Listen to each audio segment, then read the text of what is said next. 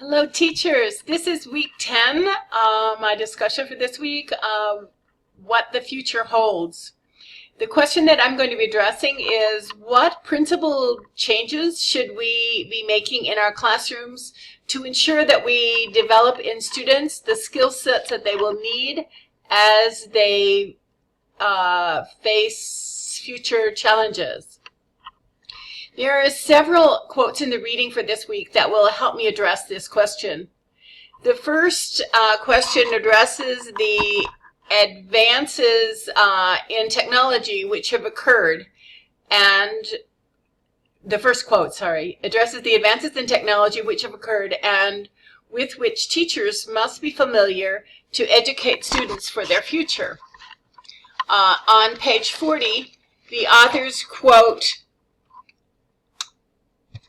Neil Postman in 1992, quote, "A new technology does not add or subtract something, it changes everything." This is in chapter 9 of the text.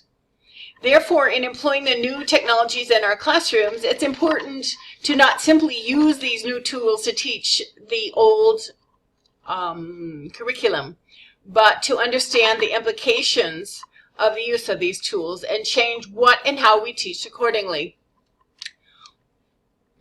On page 142, the authors state that, quote, "The shift is not primarily about changing the tools we use. It is about transforming the way most teachers teach today," unquote.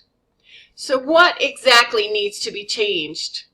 Many teachers today break up the subject into small chunks and teach those chunks.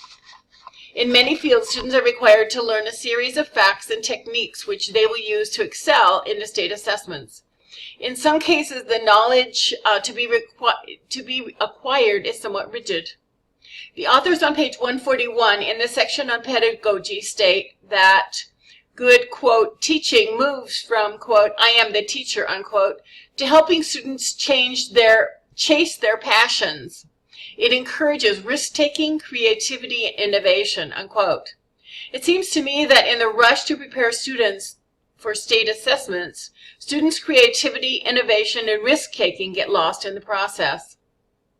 And as a result, student passion is also lost.